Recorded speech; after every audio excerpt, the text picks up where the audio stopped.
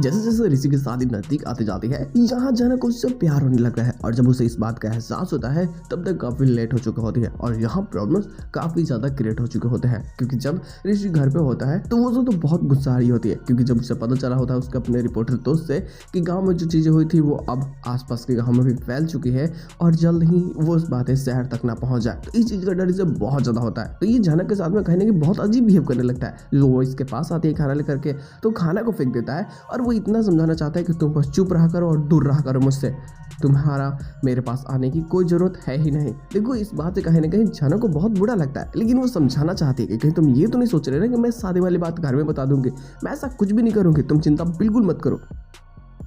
उसे लगता है कि नहीं, ये आज नहीं तो कल इमोशनल ब्लैकमेल करके या तो मुझसे सबको बताने पर मजबूर कर देगी या फिर ये खुद ही बता देगी। हालांकि जनक उसकी इस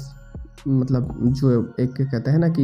हाँ हो चुका है उम्मीद, उसको तोड़ना नहीं चाहते, तो जिस कारण वो अपने काम में चली जाती है। वो इसकी बातों को सुन के भी, इतनी कड़वी बातों को सुन करके वो कुछ रिप्लाई नहीं देती और वो चली जाती है काम में। हालांकि ये भी बहुत परेशान होता है, ये भी ऐसे चला जाता है। कुछ देर बाद जस्ट अपोजिशन में जैसे कि हमें अनिरुद्ध के घर से देखने को मिलती है, तो देखो कहीं ना कहीं जो मून है ना वो इतना तो पता है उसको कि अर्ची जो ये फैमिली को लेकर के सोचती है ना ये बहुत गलत होती है। उसे लगता है कि जैसे वो आकर के यहाँ स्ट्रगल कर रही थी सर्वाइव करने में, कहीं मून भी जा करके वहाँ ना सर्वाइव करे, आप उसको ना सर्वाइव करना पड़े क्योंकि वहाँ उतनी बड़ी फैमिली है। तो यहाँ ये ना अब समझा देती है मून खुद ही अर्शी को कि आप चिंता बिल्कुल मत करो, आपने जो गलतियाँ की थी रिश्तों को खराब करने में, मैं वैसी गलती नहीं करने वाली हूँ और मैं अपने रिश्तों को अच्छे से संभाल के चलूँगी। और यहाँ ये सारी बातें बोल करके ये ऋषि के घर चली आती है। अब जहाँ ऋषि के घर ये आती है तो इसे जब देखती है ना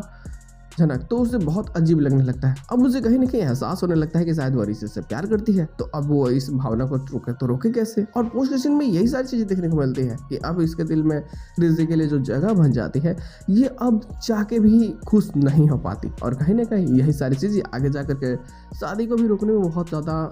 हिफायती साबित होने वाली है, जो कहीं ना कहीं प्रॉब्लम्स क्रिएट करेगी। लेकिन इसी के साथ में एपिसोड की एंडिंग भी कर दी जाती है और पराशर भी जो खोजने के लिए अब भेजने वाला है अपने ही बेटे को उस पुलिस वाले को, ताकि पता कर सके कि जनक कहाँ है और उसके साथ में क्या हुआ। वहीं जस्ट अपोजिशन में जैसे कि जीत लेकर के जा चुका होता है पीहू को अपने फार्म हाउस पे, तो वो उसके नशे में ले जा करके कहने की कोशिश करता है कि कुछ गलत कार्य को कर सके नशीली पदार्थ पिलाने के बाद में। अब कहीं ना कहीं यहाँ पीहू तो खुद को बचा लेते हैं और वो जो नौकर वहाँ पे होता है उनकी मदद से ये भागने में सफल भी हो जाता है, क्योंकि अब इसके पास में सबूत पे आ चुका होता है कि ये आदमी कितना हरामी है और इसने कैसे इंसानी की जिंदगी को बर्बाद किया था। तो ये अब इंसानी को भी इंसाफ दिलाना चाहते हैं। तो ये सब प्रॉब्लम तो काफी मजेदार होने वाले हैं।